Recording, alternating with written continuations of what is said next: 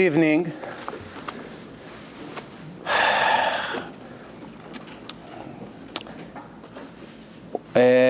Be'ezrat Hashem, next week we'll try to keep it 9 o'clock sharp, because now the davening become earlier, 10 minutes. I'll be able to be here on time, Be'ezrat Hashem. I'm very happy we moved here. I didn't know we have this big, beautiful synagogue. Last week we did it in the front. So Baruch Hashem, there's more room for more people to come. And we're continuing the Talmud series in English. Last week we spoke about the last mitzvah was, I believe, was number 94.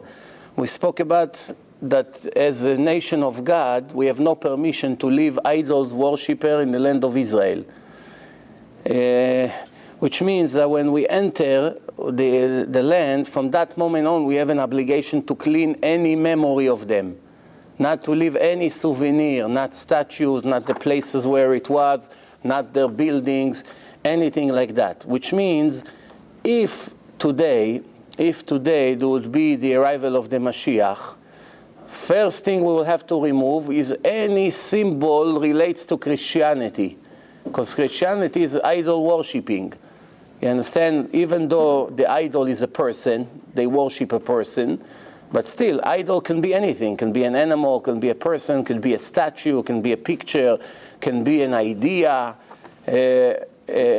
So basically an idol could be anything but Hashem. Anything that it's not Hashem directly. And even us as a Jew, when we pray to HaKadosh Baruch Hu, we're not allowed to imagine any image. We're not allowed to imagine light. We're not allowed to imagine letters, the letters of how we write Hashem. We're not allowed to imagine any color or any image or any shape or anything like that. Why? Because one of the principles of Judaism that Hashem doesn't have any image. And it's obviously it's a superpower. He runs the world. He created the world. But we cannot imagine him in any way. El mi tedamyuni ve'eshve, Hashem say. He say, no matter how you imagine me, it will never be correct. Any kind of imagine that a human being can imagine God will be incorrect. That's why don't bother. Now, you may say, well, okay, so it helps me to concentrate. Big deal. I won't imagine the right God. I imagine something else. I imagine light. I imagine color. I imagine whatever. But it's all fine. I'm not imagining the right God, but it helps me. No, that's the whole thing. That it becomes a sin. Once a person imagine God as a physical image, then it's already a sin. Not to talk about taking a human being, which besides the point was a big sinner, that makes sins against the Torah and against the Chachamim, even though he never started Christianity, but still it's an idol, worshipping this idol. There are Jews also worshipping idols. We spoke about it last week. They take a holy rabbi. The rabbi is holy. But the followers who worship that rabbi are idols worshippers. And according to Rav Shach, which was the leader of the religious world, some of them cannot participate in any holy ceremony, which means cannot count them in a minyan, even though they shomer Shabbos, they eat kosher, they make bracha, they give charity, they make kiruv, they do all kinds of things, this kind of idols worshippers. But Rav Shach in Ponovich Yeshiva was the leader of the religious world, of all religious people. He said that people who worship a person, and this is the real God for them, this is who they're afraid of, this is who they follow, whatever he tells them they do, regardless if the Torah says the opposite. These kind of people are dangerous to Judaism. You should know there is a thick book in Judaism, it's called False Messiahs. It didn't start in our time that some kind of people think that their rabbi is the holiest in the world and he's the Messiah. It's been taking place for already more than 2,000 years. Every once in a while, a group of Jews decided to make a king, a Messiah in Yemen, in Europe, Shabtai Tzvi, and all the rest of the story. So now when we come to Israel, since we don't have permission to be like this, first thing we got to clean the land from all this despicable idol worshipping. And don't give them permission to even live in Israel. Even if they surrender And they say, okay, destroyed our places, destroyed all our idols, destroyed the statues, destroyed whatever. Fine, we understand. The Messiah come, you are the leader of the land. Even when Mashiach doesn't come, when it's an established Jewish area, Jewish religion government, which means they go according to the Torah. According to the Torah, there's no permission to let any we won't be able to give a visa to any missionary, any Christian missionary. I just want to tell you, like on Friday, I got an email. I wish I had the time to read it to you. Maybe on another time we'll do it. In Hebrew. I opened the email. It was Friday afternoon. I don't know, of course, when you get an email, you don't know where it comes from. You don't know America, Israel, Europe, can be from all over the world. And right away I saw is a Christian person, but writes perfect Hebrew, intellectual level. So he writes to me, he says to me, Rabbi Amnon Yitzchak got us very angry.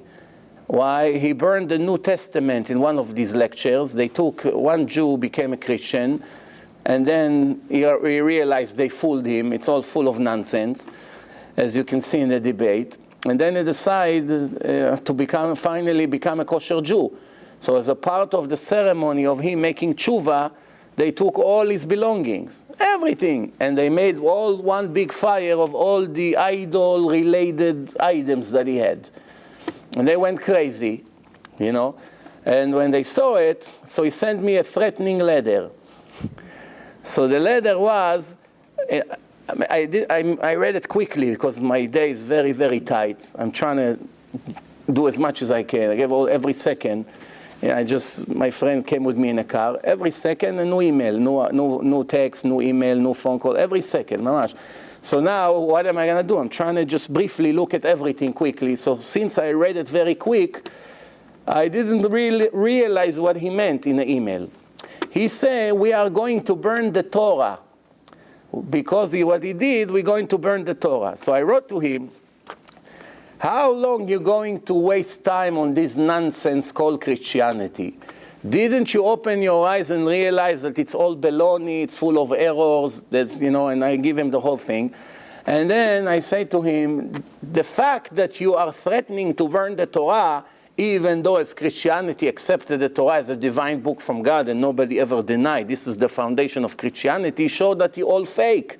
Because what kind of Christian will dare to burn the book that he admits is the book of God? Show you're full of baloney.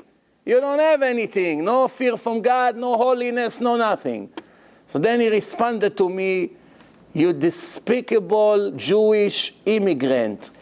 I didn't mean that we're going to burn the Holy Torah. I meant we're going to burn all of you Jews, wherever you are. 2,000 years you annoying and bothering Christianity, and it's a big thing to burn all of you, and all kinds of things like this. He writes to me. So quickly I say, let me get this idiot away from my schedule. So I wrote to him, I'm on my way to report you to the police. Now remember, I don't know where he is. I'm going to report you to the police as you're making murder threats. Right away, they'll arrest him. You should see how he reacted 10 minutes later. Dear Rabbi Mizrachi, let's start fresh. Should see, send me maybe 10 emails since then already of apology. Let's start fresh. I myself a Jew. I live here in Israel. I never meant by any way that we're going to kill Jews. I know it's not the proper way. Sorry for my harsh language. Let's get friendly. Here's my cell number. Now I see an area code of Israel, cell number, which means he lives in Israel, which makes my job easier. One phone call and he's going to be in jail for Shabbat. But the Torah said don't take revenge. It's better to make him realize his mistake. Because he's probably a missionary. What do you think they live in Israel, all these missionaries? They're hunting innocent Jews who have no idea what Judaism is, no idea about religion, and they get them into their cults, taking advantage on the ignorance. But once these Jews, you speak to them in their language, right away they'll see the mistake. The problem is there's not enough people who are missionary activist. Baruch Hashem, now with Hashem help, finally after 3 years since we made that debate, we translated it to Hebrew. So now it's going to be in Israel, all over the internet, the media. Hopefully the Jews will not be fooled ever again after they see they have really nothing to offer. So remember, once according to Torah, once we go according to the Torah, Muslims, they have permission to live in Israel. Why? They scream one God. They want to follow the religion, even though it's a false religion. But at least it's not an idol worshipping, even though I have a person who fight with me in the last 2 weeks on emails that Muslims are idol worshippers, and he gave me an example that they also have different gods. You know, eventually it became Allah, but they have also different gods they believe in. I don't know, I have to look into it. Everything I say is based on the words of the Rambam. The Rambam said that if a Jew prayed inside a mosque, it wasn't a sin. But if he prays inside a church, it's a very big sin. Same thing in our day, Reform or conservative shuls, which they modify the truth of God. They change the truth of the Torah. And they say, this is the way the religion should be. That means it's becoming a different religion. Different religion, different idol. That's not our God. Our God didn't give this nonsense. He doesn't allow to marry men to men, or Jews to any other Gentiles, even if they're very nice Gentiles. There's no permission. So there's no permission to live any of them in the Holy Land, or any idol worshipper, like Buddhism. It's also idol worshipping. Hare Krishna, same thing they have in Israel. Now, what's the name of this new cult? Scientology. Also, now today in Israel, not only they not evict them from the Holy Land, they give them all kinds of buildings from the budget of the city. You know, because the people that runs Israel are very, very wicked people. Most of them, not all of them, but most of them are very wicked. They go against the Torah, they mechalel Shabbat, they steal, they cheat, they receive bribe, they do all kinds of things. And when a very, very rich cult or religion come and they want a building in the middle of Tel Aviv and they're offering the mayor $1 million under the table, what do you think he's going to do if he doesn't believe in Hashem? He doesn't care about religion. As a matter of fact, he hates religious people because they're looking at the religion as a threat to our freedom. They want to be free to do whatever they want. To rape, to murder, to celebrate, alcohol, drugs, whatever they like to do. So when someone come and scream the truth in their face, it's annoying them. They cannot live with someone who tells me the truth every day. I'm tired of listening to him, right? So here, like my friend told me, in some shul in Brooklyn, he heard that somebody say, don't bring Rabbi Mizrachi. We cannot hear to his negative comments. We don't want to hear this. Why? Because I was there in that place and I told them that Mechalel Shabbat is 100% like a goy. Now what, instead of coming and say, well, I'm very sorry that I'm a sinner and this is what God think about me, instead of coming with this approach, hopefully I'll have the strength to change, so they get annoyed that the Torah tells them the truth. So it doesn't matter, it's this rabbi, that rabbi, but the rabbis who say the truth, not everywhere they are welcome. Why? Because who likes someone to tell him what kind of loser he is in his face every week? They cannot handle the truth. I'm talking according to the Torah. Maybe in business they're very successful. Maybe in other things, in sport, I don't know what. But in Torah, it's 100% a loser. And someone come and tell it to him in his face, you nothing, you zero, you have nothing, you don't know, you don't follow the way of Hashem, you live in a lie. Every second of your life is all one big illusion. It annoys them. It bothers them very much. So they don't want you to come and remind them a month later that they still have not changed. You understand what's going on here? This is what's going on. So, okay, mitzvah number 95. We have an obligation to build a house for Hashem. We have an obligation to build the house of Hashem. And the reason that we need to build a house for Hashem mainly is for all the sacrifices. As remember last week I said the sacrifices are big, big, big secrets. In our generation, we don't even know 1% of all the secrets of all the different sacrifices, because there's many, many different sacrifices. Sacrifice when you made a sin intentionally. Sacrifice when you make a sin not intentionally. Sacrifice when it's a holiday. Sacrifice on Shabbat. Sacrifice on Yom Kippur. Sacrifice and someone who made a vow, and someone who became impure, and all kinds of different causes. Today, when we don't have the Holy Temple, what comes instead of the sacrifices? The prayers. Because we have a verse in the Torah, Uneshalma parim sfatenu. We are going to pay the sacrifices with our lips. Since we cannot sacrifice, there's no altar, there's no Mizbeach, no Bet HaMikdash, comes the prayers and replace them. But if Mashiach comes and we build the third Bet HaMikdash, then we are going to be back as it was 2,000 years ago in the second temple that was destroyed. So we have an obligation. Now, once we have a temple in Jerusalem, then the distance between Hashem and us, the spiritual distance, become almost nothing. Right? The way we are very close back to Hashem, just like in Yom Kippur in Tfilat Ne'ilah. One day a year, Yom Kippur, we are very close to Hashem. Hashem said, Dirshu Hashem biyoto karov, biyimatz'o. Request for me when I'm very close to you. When is the days of Tshuva, Aseret Yemei Tshuva, and then Yom Kippur, Rosh Hashanah, etc. This is days that I'm very close to you. What do you mean? Hashem is everywhere. He's always close to me. He's here, he's here, he's here, he's everywhere. Every inch you're going to put your finger there, Hashem is there. There's no place in the world that you can put a box and say inside the box there's no Hashem. Let's do whatever we want inside. You can run to space, you can run to the moon, you can run to anywhere you want. Hashem is there. Is melo kol haaretz kvodo. The whole world is full with Hashem's spirit.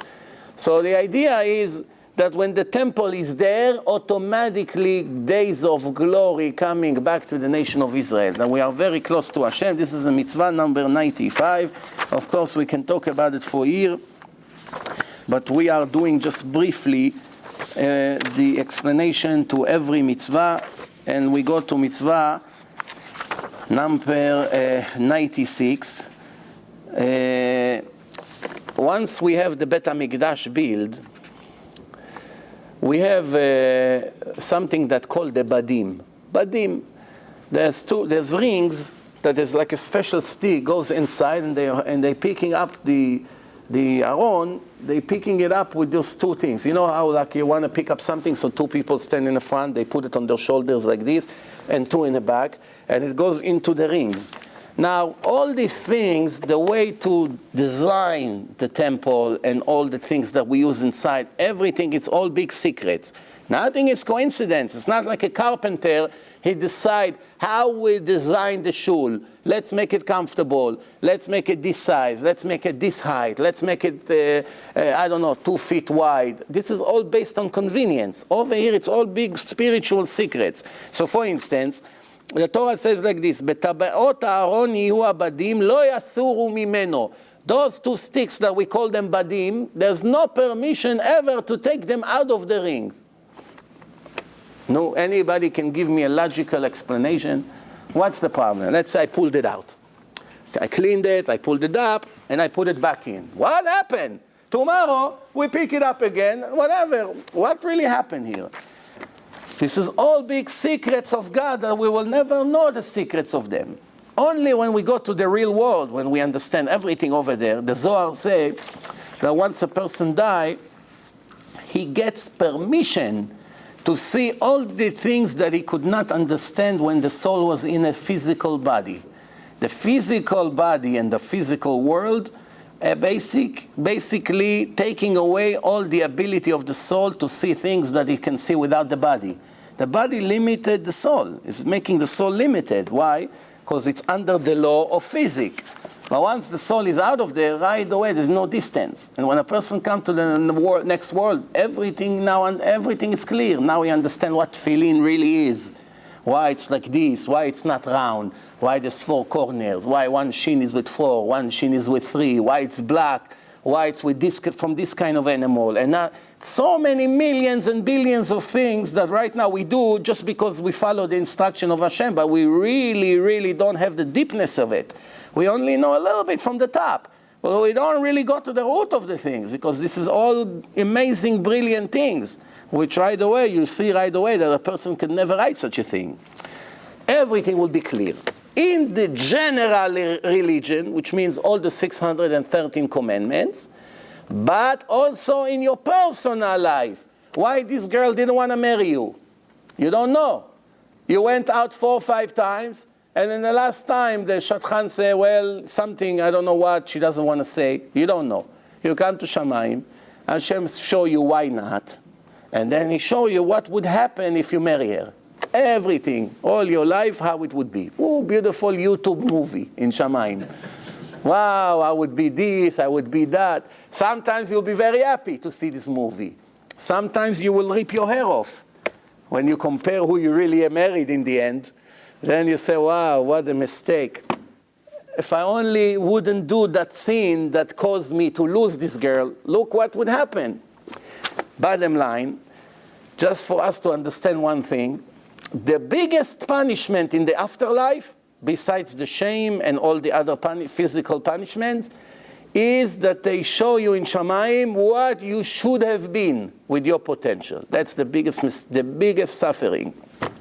That a person see, he thinks, I'm an important rabbi, I'm an important person, I do this, I do that, I'm involved with this, and he thinks, wow, and then he comes to Shamayim, and they say you did not even fulfill 1% from your potential that I gave you. You know, yeah, you did this and this and that, yeah, you taught a little Torah, you did this, but let's see if you would really be serious, what would have been? And then you see and you say, wow, I messed up the whole world. Everything was in my hand, in my palm. And I blew it. What? Laziness, stupidity, not being serious, no devotion, no, you're not consistent, etc., etc. There's many. You didn't correct your personality, honesty, integrity.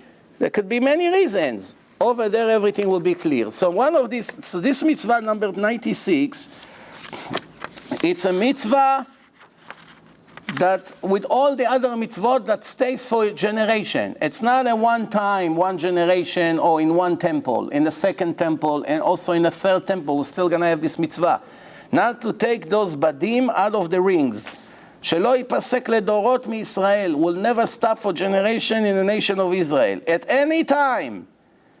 Like some mitzvot was given only to the generation of the desert. What? Go and pick up the man every day, and Shabbat don't go. You go on Shabbat, you make a sin. Hashem said, tomorrow Shabbat, no bread falling. You don't go. People went, they made, today if you went to you went to, I don't know, you live by the desert, and you want to take a walk in the desert and look for man on the floor, you're just a fool. You're not a sinner, unless if it's michutz latchum. But I'm talking, you live right by the Judah, desert, and you walk out of your home, and you can walk at 5 minutes, and you're in the middle of the desert already, and you walk, Moshe, what are you doing? I'm looking for man to see if really there's no man on Shabbat. He didn't make a sin. It just maybe need a mental institution. But this mitzvah, this sin, was only in the time of the generation that used to receive man. Okay, mitzvah number 97 is, once we already have Bet HaMikdash, we have to make sure there is bread, what we call lechem hapanim, always on the table. There's a special table, tiny table like the size of this stand there, and over there is always bread. This bread stays for the whole week, and then they replace it and it stays fresh. That's one of the miracles in Bet HaMikdash. It's always fresh, like these Bukharian breads who come out of the oven. As long as it's warm and fresh, it's the most delicious bread in the world. But once they already bring it to the bris tomorrow morning and they put it on the table, you can break someone's head with that. It becomes so hard, you cannot even rip it apart. It's so thick and hard, but when you heat it up, wow, it's such an amazing bread. But that bread in Bet HaMikdash had this secret. No matter what, even 3, 4, 5 days after, it's always fresh and amazing. And the reason that, like I said, whenever we say a reason, remember, we know one reason, there is another million that we don't know.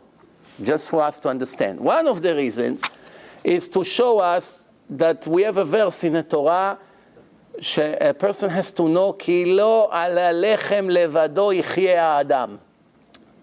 I have to remind you, you think that if you have bread, you're going to live. And if you don't have bread, you're going to die, which means food.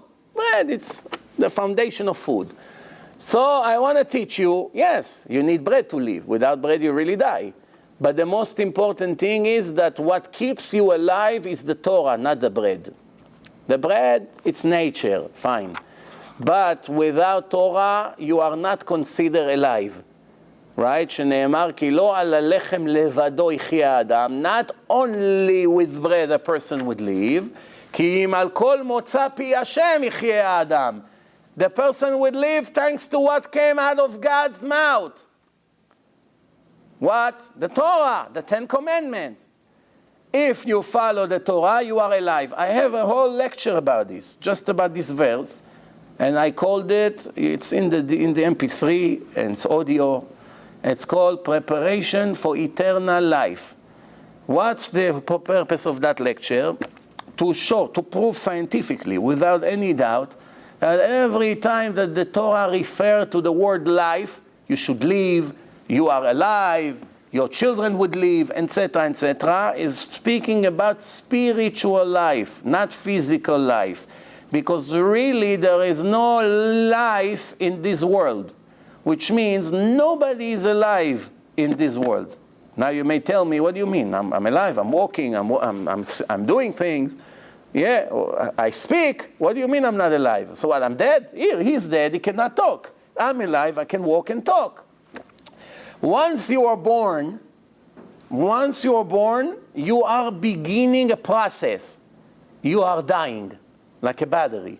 It has 100%, an hour later 98, 94, 95. In a computer they tell you 6 hours, but you die after 6 minutes. You know, it's all a trick to show you there's extended battery. But the battery of Hashem, there is no indication how long it's going to last for. No warning light, no beeps. Today you think your battery is full, up an hour later you finished. So really, from the minute you are born, you begin to die. When the battery will expire, when your supposedly term here in this world would end, you don't know. Why you don't know? Because if everyone would know when it turns on the computer, when this is going to die exactly, there's no rush. We have another 5 hours. If I'm here and I know, my time would go over 100 years in this world. So what's the rush? Why should I be righteous now? We have great things. I have 100 years to be here. Plus I can do tshuva at age 99. A year before I leave, believe me, I give all my money to donation. I'm going to make 5 million CDs. I'm going to gather I'm going to put commercials on the television. Hey, divine information, Torah and science, come, seminars, hotel, I pay everything. I'll do this, I'll make tshuva, put 5 times an hour tefillin. I pray, I learn Torah all day. I watch my eyes. I lock myself in a place well, 100 years old, you don't need to watch your eyes. You don't see anyway. So anyway, I'm going to make such a good tshuva. And a year before I die, and everybody will die righteous. So why do I need to be here 100 years old? So the idea is, when you don't know where you're living, you have to live with like a gun is pointed to your head, like Russian roulette. Oh, maybe now it shoots. Oh, maybe tomorrow. You don't know. Since you don't know, you see, that's my last minute in life. It makes you do the right thing. So this bread, as a memory for us, also Hashem said, הביאו לפניי עומר בפסח, כדי שיתברכו לכם תבואות שבשדות. Bring next to me the sacrifice of the Omer in Pesach. What do? We begin to count the 50 days of the Omer, 49 days, and 58 days is Shavuot. These days of counting the Omer, they used to bring a special things that they cut, wheats that they cut with special tool. It's called magal. They used to cut it even on Shabbat. It's very strange because in Shabbat, cutting one wheat is like lighting fire. Not wheat. You go in your backyard and you pull up one grass.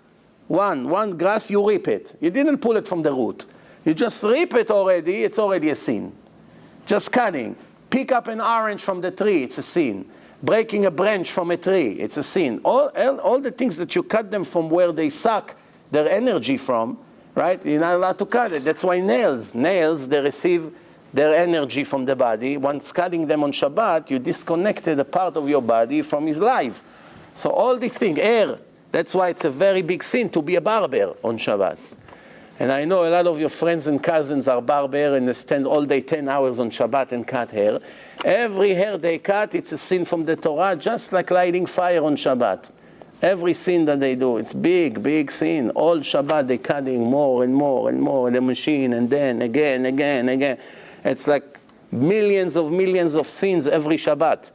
And they get $100, which in the end they will never enjoy from it. And they prepare themselves a very, very deep place somewhere that I don't even want to tell you where. What? I'm a barber. Rabbi, there's nothing else I know how to do. That's how I make my living. And Shabbat, most of the customers come. I get a lot of tips. So $20 is going to make tips and then lose his eternity for it. You understand what's happened when you don't use your head? Either that you're ignorant, you don't know anything about life, about the Torah, about Shabbat.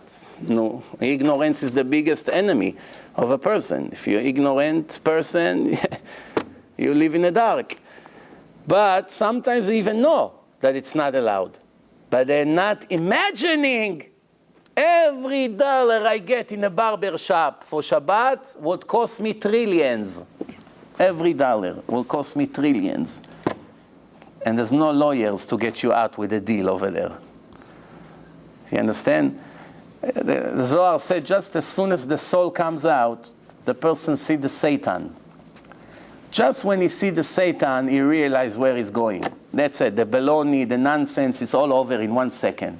You don't need anybody to explain to you to what world you're going to. Imagine seeing an angel that is full of millions of eyes. All you see is eyes. And a sword with the arm, and he comes to pick the soul out with a special sword.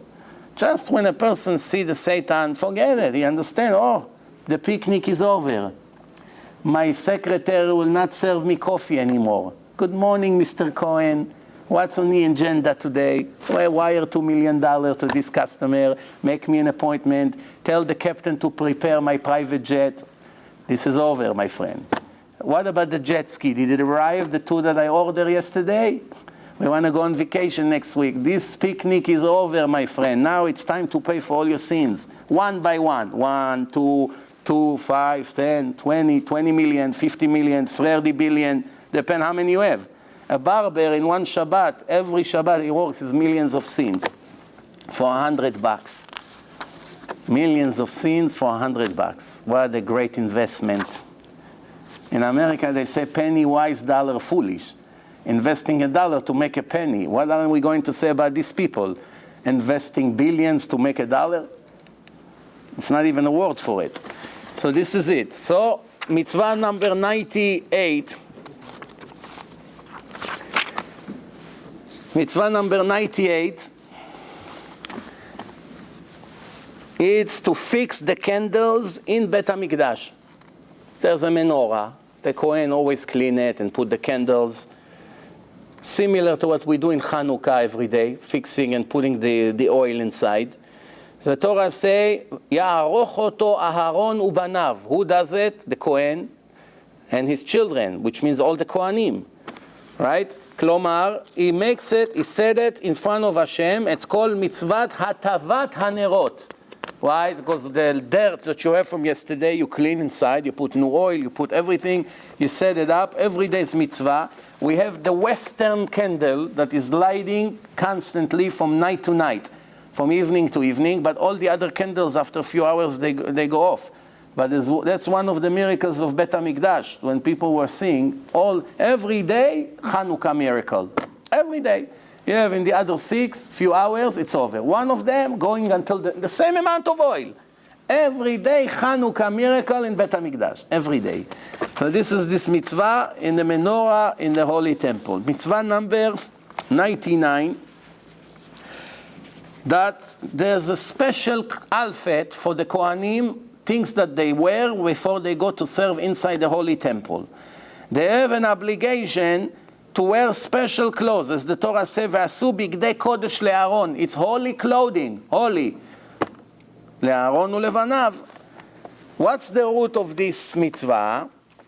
When a person changes clothes to special clothes, he, from now on, pay much more attention to his actions. I give you an example. A person that dress all week, ripped jeans, Crocs, baseball hat, much like a complete EP. If he goes to work with this kind of clothes, let's say he want to be a salesman, so he needs to come to sell, he's representing Microsoft. When he wears these things that he wear in a park or on the beach or in a pool, can he do his job properly the way he is? There's no atmosphere of work. But once he gets rid of it and he put his nice suit and tie and his nice leather case and his laptop, whatever, and he goes to the meeting, he's presentable. Changing your everyday way that you get dressed to special things, making you understand, now I'm on a job. Same thing a policeman. Why does he need a uniform? He can put a badge and finish. Put a uniform. Why? Now when I put my uniform, that's it, I'm on duty. I got to look around, I have to pay attention, I have to be ready. I remember that I gave a whole lecture 2 weeks ago about the autistic kids. So first time when I went to see this autistic kid in Brooklyn, 10 years ago, I brought one of my friends here from Queens. He lives here in Queens. He was already a Baal Tshuva, but he's embarrassed to dress like a Jew. He doesn't walk with a yarmulke. He goes with a baseball hat. You know, you have in Brooklyn people that are religious all their life. Their parents and grandparents and grandparents, all the way to Moshe Rabbeinu, were all religious. When they go to their office, it's tradition by them. They don't put the yarmulke. They all have this light yarmulke in their pocket. When they sit in a restaurant, they take it out. They make Birkat Hamazon, they take it off. Now, looking at him, he looks like a goy. But believe me, he keeps almost all the mitzvot, this guy. He goes to Daf Yomi, he learns, he put tefillin, he goes to Minyan 3 times a day, but he doesn't go with the yarmulke. Right? Embarrassed to be a Jew. I brought this guy, at least this guy put a baseball hat. He covered his head at least. He doesn't walk without covering his head. So he came to the room and the autistic kid started to attack him, a massive attack. Now remember, when I took him to Borough Park, this autistic kid was a son of a very important rabbi that writes books, big Talmid Chacham. The house is full of books. As soon as we walked in, I made my friend dress like a Hasid from Bnei Brak. Black suit, white shirt, black yarmulke. He looks 100% religious, no doubt. As soon as he walked through the door, he started to attack him on his clothing. So my friend told him, why do you care about the outside? You should worry about the inside. Why do you care how I dress? Talk to me about my sins, about things that I do. Why? You care how I dress? So he told him, you dress like a goy, and because you dress like this, it's affecting your inside. Because the outside affecting the inside. Your clothing affecting your behaving. That's it, 100%.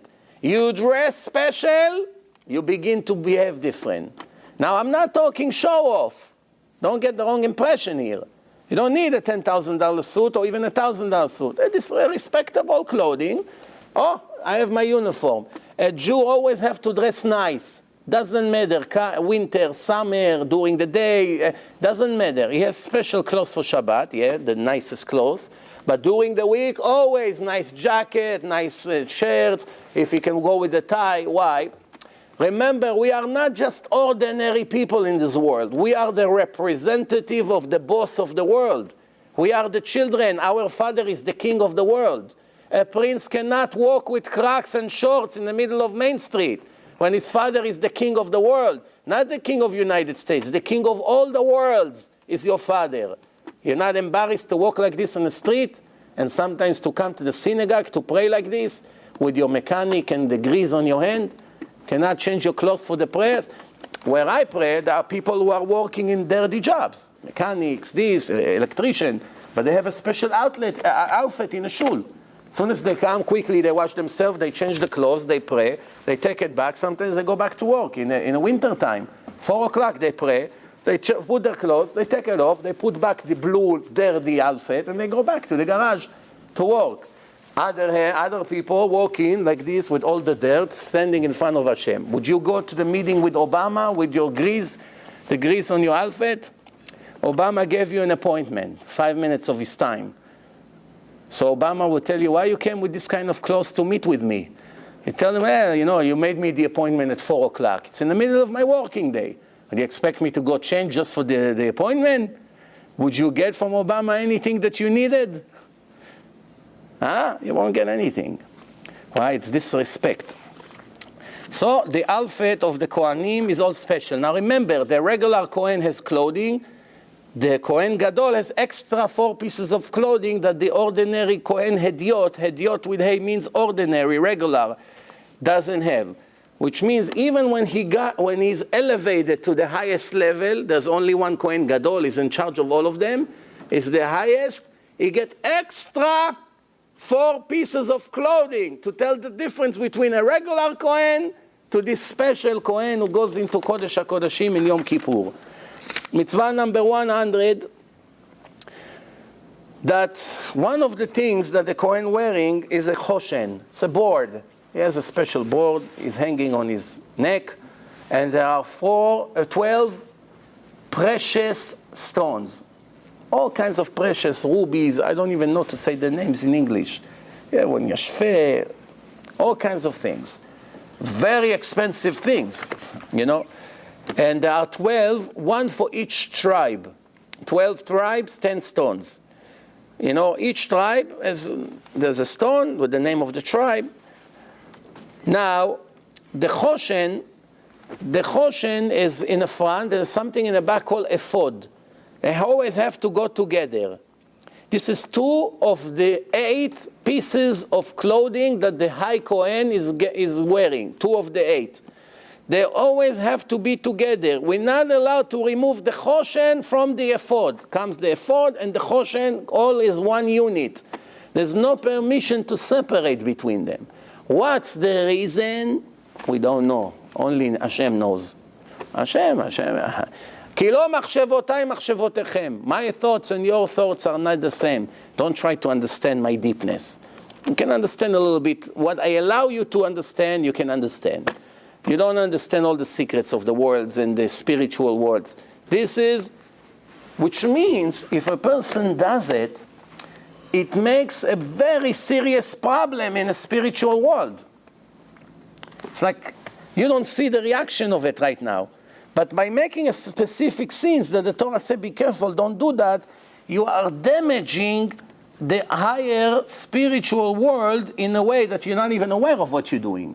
This is the Sifrei Musar, all the Chachamim, they write in the Sifrei Musar that a Jew, even with his thoughts, is defecting and damaging the upper world. With his thoughts, he didn't dare to say. He just had a dirty thought about a woman, about something, about I don't know what. Just a dirty thought already making a huge damage. Needless to say, when he speaks and does, which is already higher sin, just the thought that came a minute, it's already a bad problem. Then, mitzvah number 101, that we're not allowed to rip or to make holes in any way in the special me'il, the coat of the Kohen Gadol. The kilt that he wears, we call it a me'il. Even in Hebrew, in the modern Hebrew, me'il is a coat. You have a suit, khalifa, jacket, and then you have a me'il. This is the one we wear in the winter on top, the long one. Me'il. Okay? Really the right way to say it's me'il, im ayin. Ayin, it has to come from the throat. Some people, they don't separate. They say me'il with aleph, it's not correct. So it has to be me'il. And what is it? To have ripped clothes is disrespect. Person walk, if he doesn't have what to wear, better to wear something ripped than to be naked on the street, no? But if he has clothing, and he has holes, ripped, cuts, all kinds of things, and he doesn't care, that's disrespecting himself, disrespecting his family, disrespecting his community, disrespecting his nation, disrespecting his God. No matter how you look at that. Why? You are my representative. If a person from our community walks like this and people film him and they put him on television, it's an embarrassing for each one of us. When a religious person went with ripped clothes and the goyim thinking, look how these Jews dress. I suffer, he suffer, he suffer, everyone suffer. Not suffer, but get affected. Tomorrow when I go on a meeting, they don't look at me in a nice way. Why? Because they saw someone who looks like me and he has holes in his clothing. Or the other way around. And he's extra elegant and clean always and not smelly or etc. etc. Then it gives good reputation to all of us. Same thing by the goyim. When one goy with a different color of skin make a crime, right away, all of them like this, all of them like this. When the other color does it, they all like this. When this kind of nationality does it, this is all terrorist. When people like to generalize. This is the nature of the people, even though it's a big mistake, because it brings to a lot of really serious problem. When you generalize or you prejudge people because of where they came from, or the city, or their accent, or the color of the skin, or whatever it is, many times you make a very, very big mistake which affecting him and you. An innocent person is suffering because of your generalizing, and sometimes you are making the wrong decisions in your business, in your personal life, based on wrong information that you have. Why? Just because you heard a lot of rumors about this kind of people. And that's a very common mistake. So, mitzvah, so there's no permission to wear a ripped coat, and there is no permission, we're talking about the Kohen Gadol. Kohen Gadol is a special representative of God to make sure to check his coat that it doesn't have any holes in it, any ripped or anything like that. Then mitzvah number 102, that the Kohanim has an obligation to eat meat a little bit from the sacrifices, not the whole sacrifice, some of it, like when we bring korban chatat ve'asham. Korban chatat is if a person made a sin not intentional, of Chilul Shabbat, Isurei Karet, he brings a korban, some of it the Kohen eats, and also korban Asham. And the Torah says, "Ve'achlu otam asher kupar ba'em." A part of the repentance that the Jew is making is feeding these Kohanim. That's their parnasa. They eat. So Kohen, you should know, Kohanim, they needed to like meat, because all day you eat shish kebab. All day you eat all roasted meat, you know, all this lamb, sheep, all these things, that's what they eat all day, for every sacrifice, even though it shifts, different Kohanim. But still, they also had a doctor who was checking their health, because when you eat so much of it, and it has a lot of fatty meat, it's not good for the health. But we should know that I saw a very interesting interview with a experienced Israeli doctor, and speaking about cholesterol in a meat. And he claims, we have to check a little bit deeper, but he claims that it's all nonsense, that it's never been proven that the fat in the meat, or all this what we call the bad cholesterol, brings anyone to die from it. And he says that to his patients, up to 240, 250 cholesterol, he doesn't even bother to tell them, which today some doctors make a big deal out of it. So the host and a radio, someone sent me an email, it's 5 minutes from an interview. So the host asked him, what are you saying? The whole world knows, doctors, when they go to school, that high cholesterol, it's a life risk. He said it's all nonsense. The whole world of medicine is all corrupted and all lies. All the doctors are a part of this scam and they're not even aware of it. It's all run by the drug companies. They own the world. They own the politicians. They own the president of the United States. They own everything. They decide how many trillions they are going to make, and they make up all kinds of viruses and all kinds of sickness, and then they create medicine for it, and they make fortunes of trillions of dollars. They run the world. They own everything. And a part of it, they have these tricks of constantly scaring the people and creating the need for new medication. And this is also cholesterol. So nobody ever proven a direct connection between bad cholesterol to death or any kinds of thing. Very strange. Now, he speaks on the radio, and he's more than 20 years a big doctor in Israel, and the Israeli doctors, compared to the rest of the world, they have very high reputation. Many of them are the biggest in the world here in America, in New York. They come here for the big money. And then almost in every respectable hospital, you see that the top doctors there are from Israel, which means he's not supposed to be a fool in medicine. That's what I'm trying to say. I'm not saying that he's right or wrong. We have to be carefully to check it. But I'm saying that if he's standing there in front of the whole nation and speaking on prime time on the radio, and without even hesitation, completely put an X on it, without even one doubt, so 100% I'm right. It's nothing. It's nothing. Being heavy in general is not good for the health. It creates other problems. Person has to be healthy. But to come, some people have very high cholesterol and they never die. They live very long life. And some people that are very skinny, no, and all of a sudden can get a heart attack. Where does a heart attack came from? Without cholesterol, without fat, without. There's different reasons for it. But that's besides the point. But this Kohanim is to eat a lot of meat.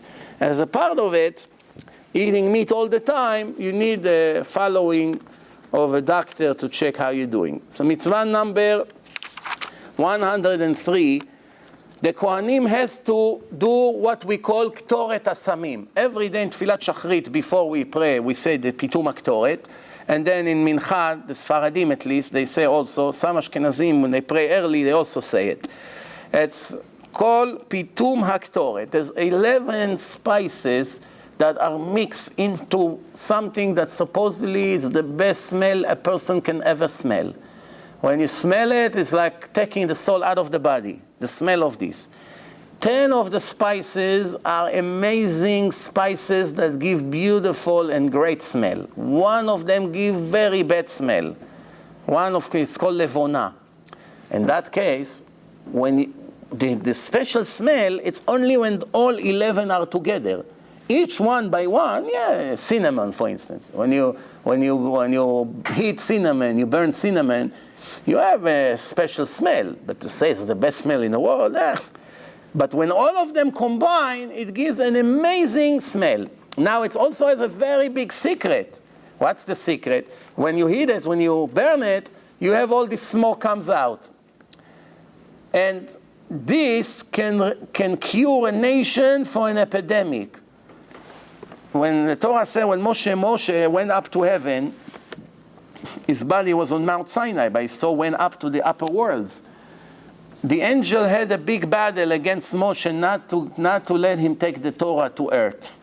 They were arguing, mamash like in a court. Objection, Hashem, why you want to give a Torah to a person made from a woman, came out from a woman womb? Isn't it a shame for your great Torah that you want to give it to people like this? They go to the bathroom, they sit in the bathroom, they lie, they cheat, they steal, they kill. Why you want to give them a Torah? This precious gift of yours, you want to give it to these lowlifes? That's what the point of the angels. And Moshe was arguing with them. He said the whole purpose of the Torah was to take these lowlifes and make them high lives. Make them better. You know, stop stealing, stop cheating, stop. This is what do you have? You steal? You have parents? You have to learn how to respect your parents? Why do you need the Torah? So then in the end, when Moshe won the argument, every angel had to give him a gift. Angel of medicine gave him this. This angel of... Everyone gave him something. And the angel of death, what did he give him? He gave him the secret of Pitum HaKtoret, of this Ktoret, that when people are dying, 1,000, 2,000, 5,000 people, every minute, an epidemic, people are falling and dying. So the epidemic goes from one city to another, right? It goes from this side, and then more people catch it, more and more and more. Now it's coming to our direction. So the angel of death told him, when something like this happens, you make a line. You go from one side to the other side with this Pitum HaKtoret, and the epidemic will never cross the line you made. With this Pitum HaKtoret. And that's Moshe used it. In Magefah, that was in the Torah, it's described, that in the Gemara say, how did Moshe know that that's the way to prevent the death? And the answer is, the angel of death was forced to tell him, because the angel of death is an expert in life and death. He takes the souls of people out. So he told him that secret, how to stop the epidemic. So there's pitum aktoret. Why do you have to put a bad spice? You have 10 great spices. Why do you put one horrible spice, horrible smell? Why? Make it 11 good spices, 10 and one good one. Why one bad? The answer is, when 10 people wants to pray to Hashem, or even 1,000 people wants to pray to Hashem, the requirements are that at least in the place when everyone gather to pray, there are 10 kosher people. Everyone else is extra, no problem. You want the prayer to be a kosher prayer and a legitimate prayer and to be brought to Hashem express, make sure you have 10 Shomrei Shabbos people in the minyan. Everybody else that come and they're not Shomer Shabbat, they can be as 11, 12, and 13, etc. If you don't have 10 kosher people, you're not allowed to pray. You're not allowed to say Kaddish, you're not allowed to take out the Torah, you're not allowed to say Kedusha, not allowed to say anything in a shul. You tell them, I'm sorry, I know there's 1,000 people came here, but there's not 10 people who Shomer Shabbat here. Almost everyone came with a car. So I'm unable to perform a ceremony. Why? If people would say now it Gadal v'it Kadash, it could be a Mechalel Shabbat. There's no permission to say Amen on his bracha. It's big problems here. And it's all from Shulchan Aruch. You don't have to believe me. In 7 different places in Shulchan Aruch, the book of Jewish law, it says that Mechalel Shabbat is 100% like a goy and cannot participate in any Jewish ceremony, any, whatsoever, until he makes tshuva. Once he makes tshuva, he's accepted back to the nation of God. As long as he did not stop violating Shabbat, he's on a ban. We are here and you are there. You're in isolation. Your isolation, it's up to you. It's your free choice. It's not like the goy. The goy is in isolation all his life. He didn't sin, but he's not the son of God. Last night, I made a lecture, the difference between Jews and the non-Jews. Not physically. Physically, there's no difference. Why from 7 billion people, Hashem care about the 13 million people so much? Why Hashem decided that only a small group of people from this whole world will be special, and everybody else will be ordinary, nothing special? Why is it? Is it discrimination? Is it racism? What is the reason? Well, imagine a father has 11, 15 kids, and now he decides, you I like, you're special for me, you be with me in a business, you will inherit everything from me, you are the most important for me, and all of them, I can care less what they do. They keep, I give them a little money, end of story. What's going on here? It doesn't sound good. We have to be honest.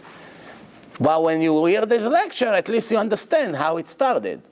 Just in case you're thinking it's no justice, I promise you, it's 100% justice there. And remember the rule, everybody get what he deserves.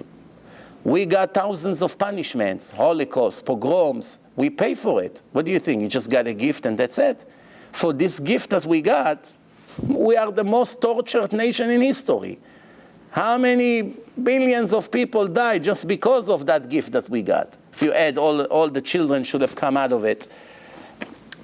Every gift has also responsibility with that. If your father come and say to you, yeah, you're going to run my business, you're working 16 hours a day, you're not getting anything for free, my friend. You're going to have to work very hard. You know what does it mean? 613 things to keep? The other kid, he comes to the business 10 minutes a day, he gives the mail a little bit, and then he goes back to the beach. You don't work, you don't get. But the question is, now a guy wants to be Shomer Shabbat. Would it help him to make him a Jew? No. It's not even permitted to do it. But a non-Shomer Shabbos Jew, all he has to do is to decide, enough with my nonsense. That's it. From this Shabbat, I'm beginning to keep. It doesn't need conversion. It doesn't need anything. All he has to do is to change. That's the difference between a person who takes a decision to change and another person who takes a decision for change. For one, he's going to help. For the other, he won't. He won't help Ahmed. He can keep Shabbat as much as he wants. He'll die as a goy. But a Jew, in 1 minute, can go back to be a Jew. Because he's originally a Jew, but he's on a ban now. He lost his card, his membership, his identity. He lost it. Oh, well, I have a membership. I'm a member here. No, my friend. You put on a black list. You cannot enter the gym. What do you mean? I have a membership. Checking a computer. Yeah, we know you. We know where you belong to this gym. But right now you cannot come in. Why? You're picking at the girls over there. It's against the law here. You're doing all kinds of bad things in the gym. Go and become a human being and then come back and we reinstate your membership. You're violating the law of the boss of the club. He told you not to be a violator of Shabbat. You violate it in public and you have the nerve to come and you want to come into his gym? He owns the world, no? How do you want to be a part of his nation when you rebel against him every week? How? You understand? But the other one, he wasn't even a member. And he shouldn't feel bad. I wasn't a member. I don't owe you anything. You don't owe me anything. I have my own things that I have to do. Mitzvah number 104. When we sacrifice the animals, we have to make sure never. In the Bet HaMikdash, you have few altars, not one. One of them is called Mizbeach HaZahav. This Mizbeach HaZahav is inside the Echal. That's a very small altar. There's one outside which is bigger than this shul almost. 16 meter by 16 meter and very tall, and you have a ramp to go. It looks like a big, almost a baseball field. Very big. And they make special stages inside. They don't use the whole thing. They're standing, when you stand with your feet on the altar while you sacrifice the animals. But the little one, the gold one, is very small, very small. And it says it's inside the Echal. And when we sacrifice, שלא להקריב במזבח הזהב שבהיכל כי אם קטורת שבכל יום. What are we using this? For the ketoret that we just spoke about, these 11 ingredients. We do it on this special, except הזעת הדמים מיום הכיפורים ליום הכיפורים.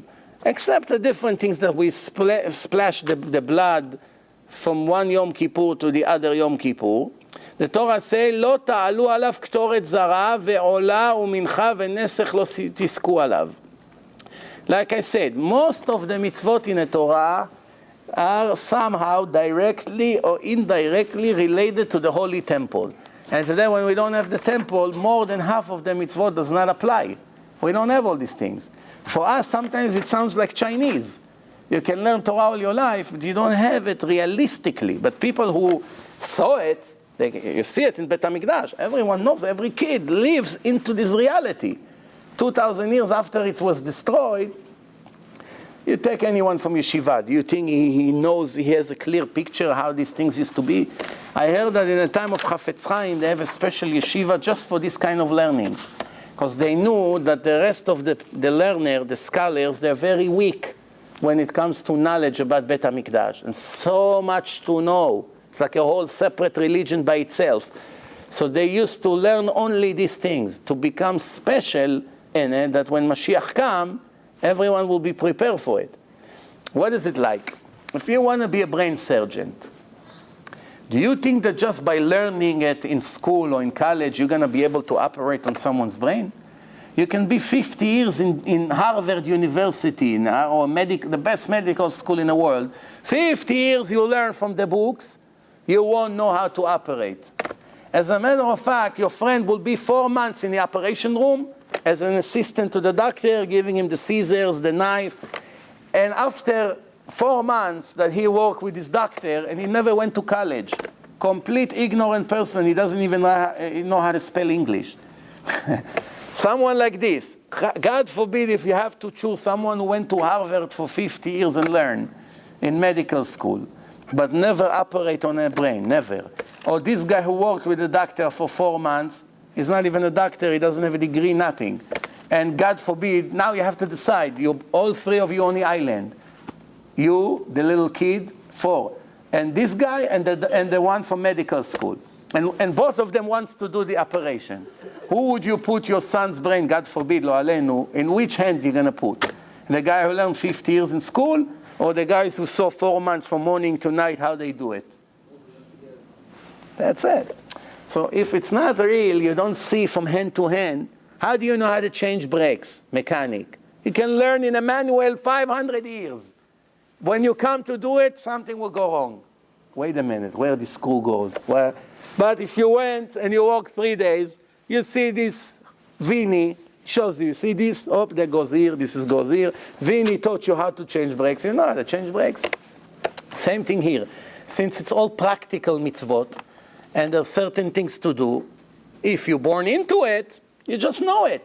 Your father is doing it, you know it. In Israel, who do you think make all the cases of the tefillin? It's a secret. What do you think? Everyone can learn in a book and knows how to make tefillin?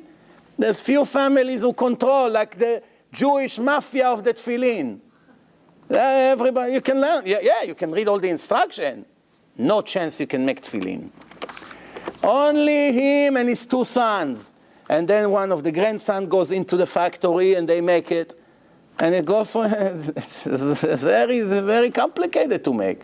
From the minute it was a cow until it becomes this black case of tefillin, which is all pure leather, it takes a year. You know, it's so many steps. So many steps. One of them you did wrong, it's not kosher. Not kosher. All right, now, time is running out. We have a few more minutes. So, mitzvah number 105. Every Jew from 20 years old and older, once he reached 20 years old, whether he's rich, whether he's poor, he must give machatzit shekel, a coin. We have shekel, we have half a shekel. Like you have $1, imagine you have a coin that it's 50 cents, right? So it's half $1. This, they used to be very small. I actually held one of them in my hand from more than 2,000 years ago. It was found by the archaeologists. This coin of machatzit shekel, I held 3 of them to do zecher. We do in Purim, zecher le-machatzit shekel, so we did it with the original one that is mentioned in the Torah.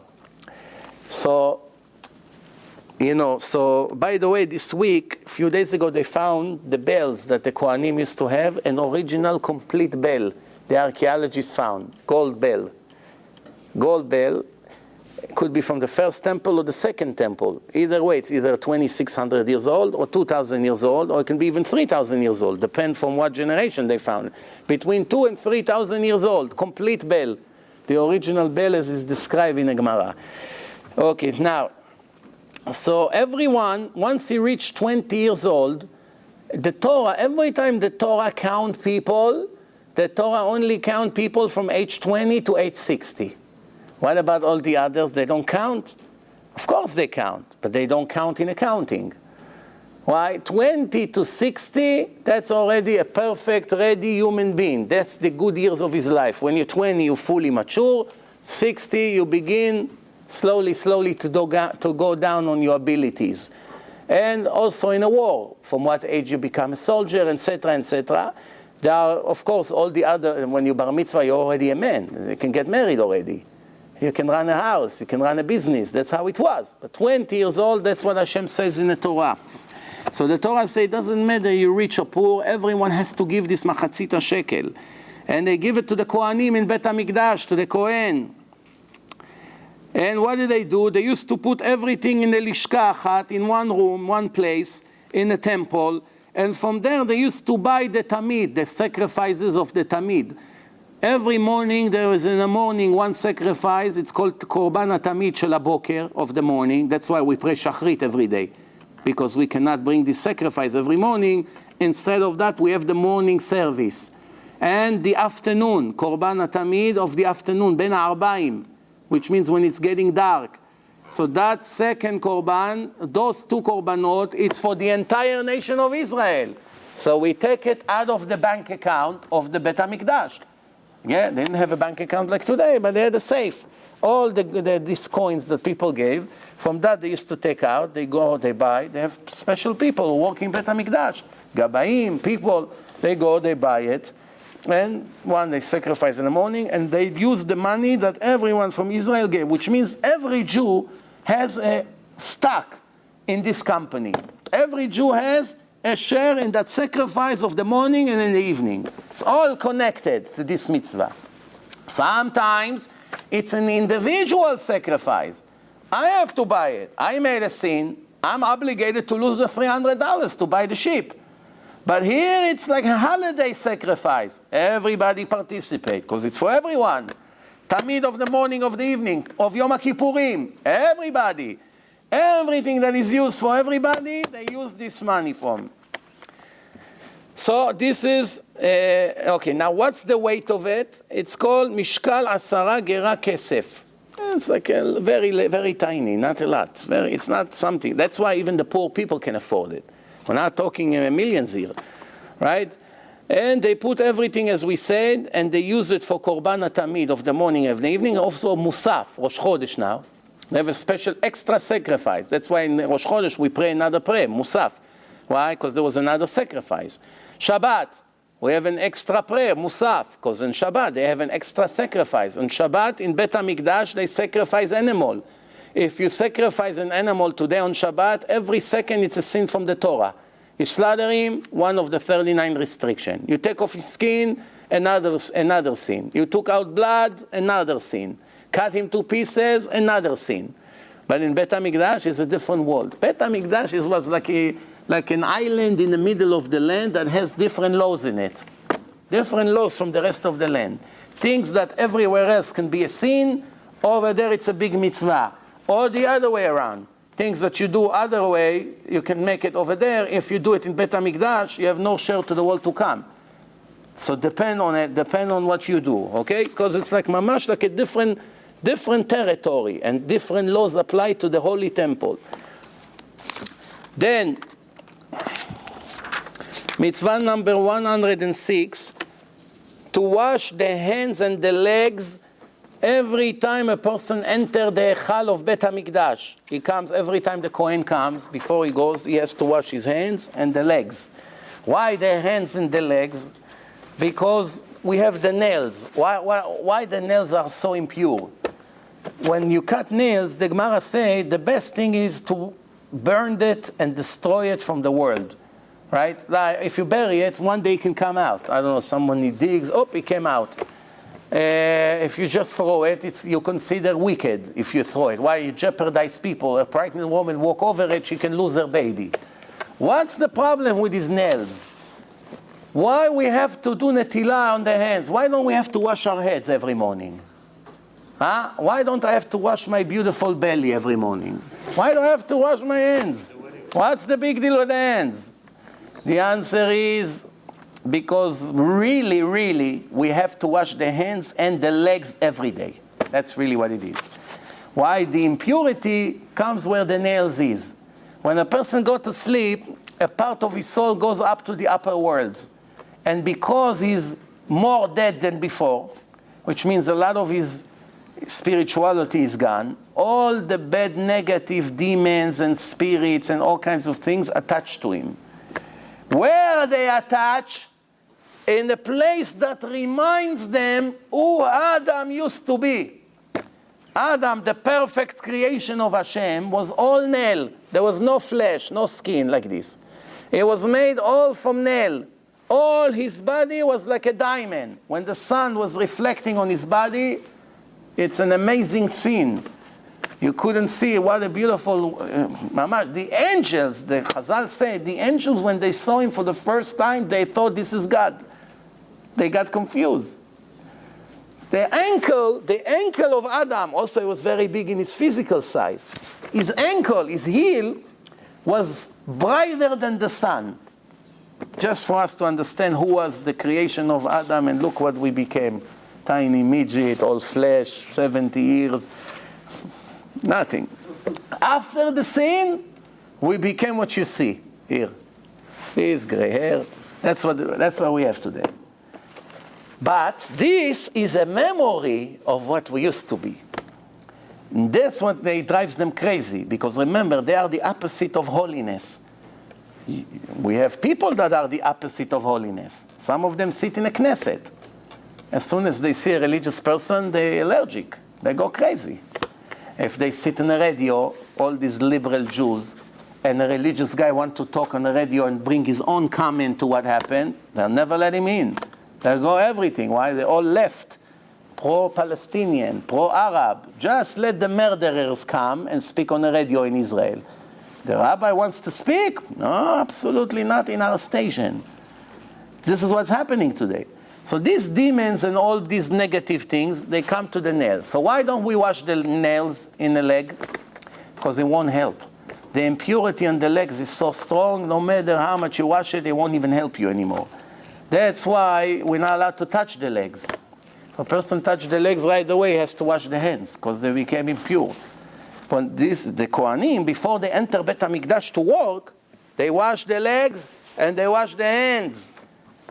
And every time when they eat from the bread, they wash their hands. That's why all Jews in the world, before they eat bread, they wash their hands. Why? That when Mashiach comes and will build the third temple, that God forbid they won't forget that it used to be a very important mitzvah to wash their hands before you eat this bread, this holy bread.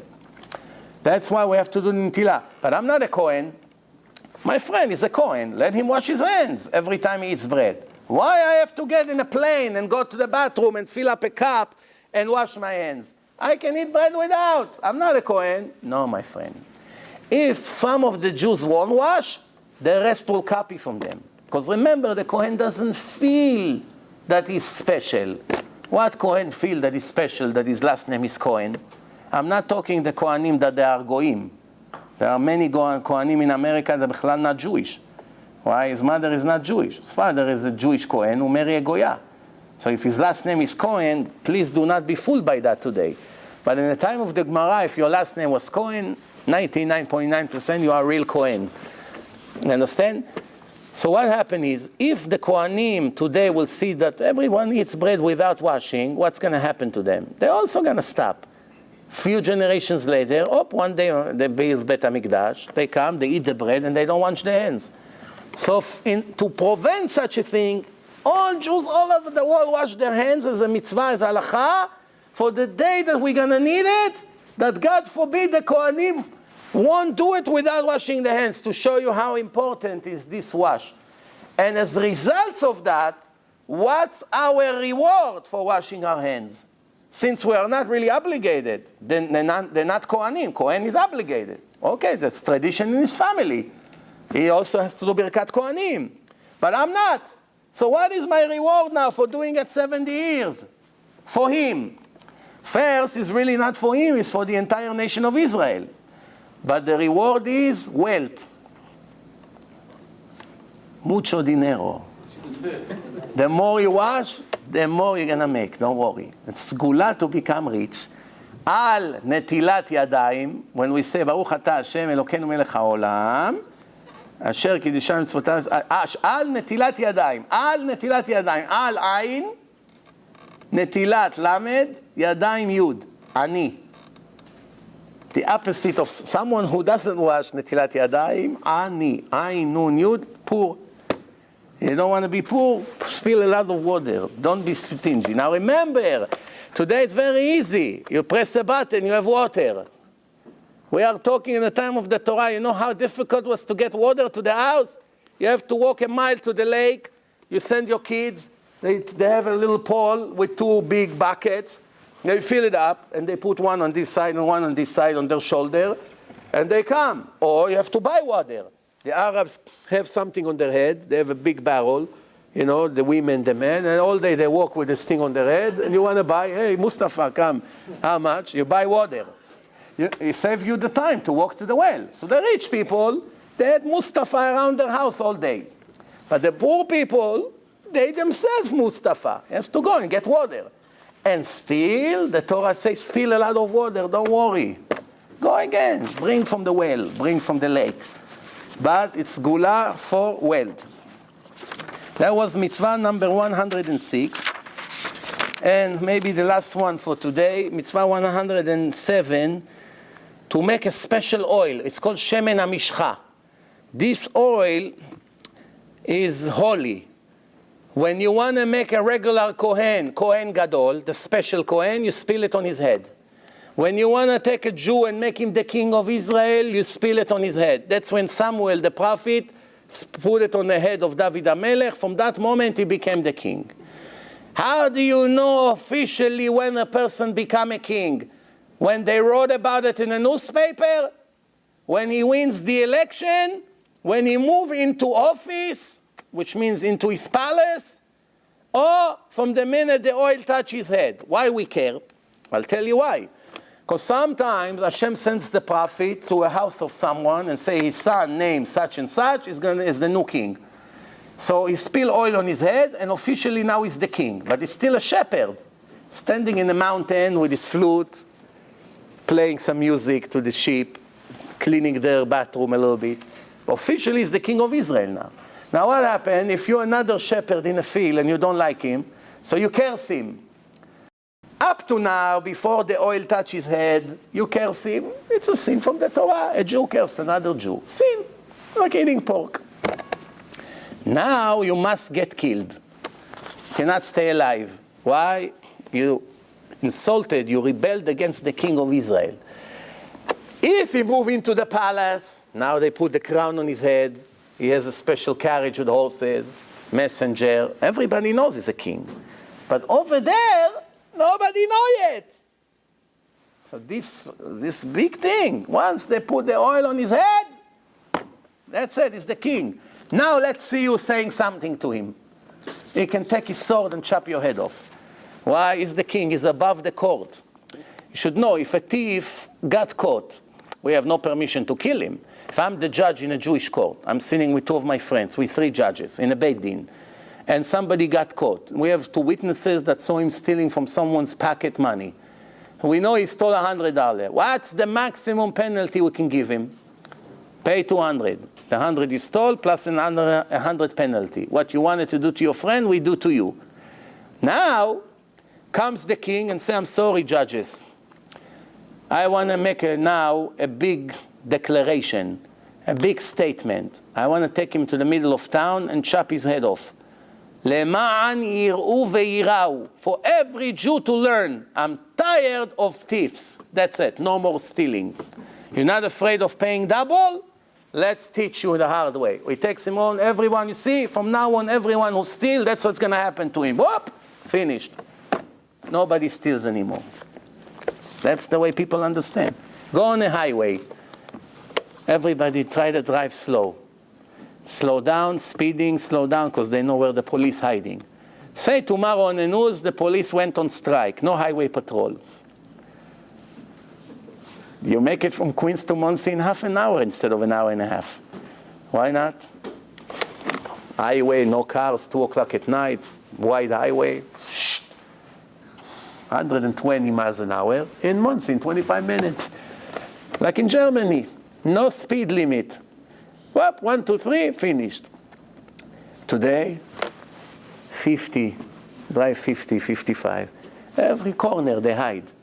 It seems to me that this country is going bankrupt, but somehow they have a lot of money for more highway patrol. That's the reason, because they want more money. The whole system here is corrupted. They take highways that you can drive easily 75 without jeopardizing anyone, and they make it 50. They know nobody will drive 50 there. They know. And that's very good, Rabbi. Everyone will pay us. It's up to us. It's like going on a beach and collecting, sand. The more you want to collect, the more you have. It's up to you. If the police wants, they collect an extra $1 million every minute. It's up to them. All they have to do, put more cars in a highway. And they catch more people, 300, 200.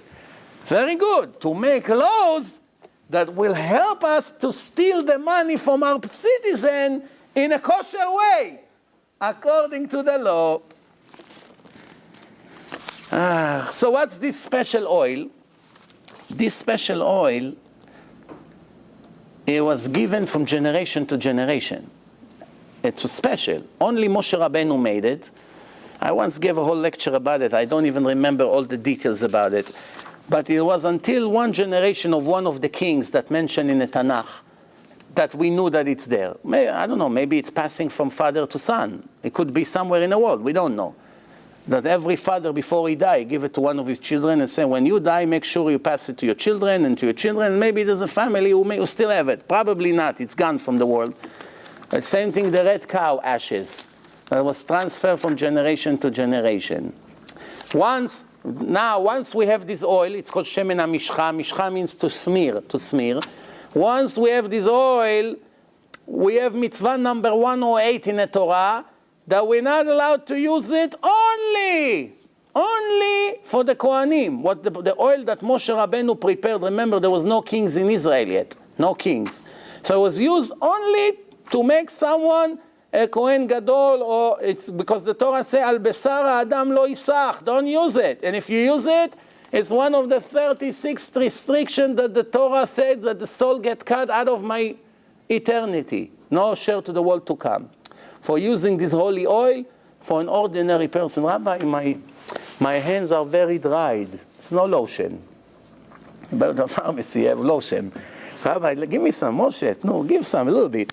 Let me, my hands are itching. Look, they're all dry skin, no cosmetic. He took a drop, he went like this, finished. No share to the world to come. Why? It's not a lotion, my friend. It's a special holy oil. Mitzvah number, I think we should just do the next two because it's short and we remember that we finished by 1:10.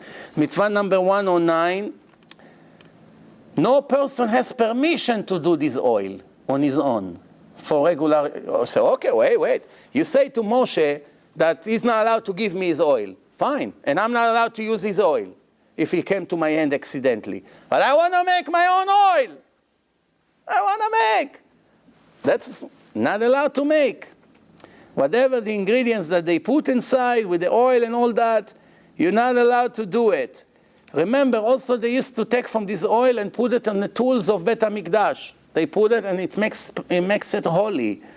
But a person is not allowed to make his own oil. And the last mitzvah from today, 110, not to make Ktoret, all these ingredients that I told you, the spices, that looks like the Ktoret, when a person wants to do it to himself.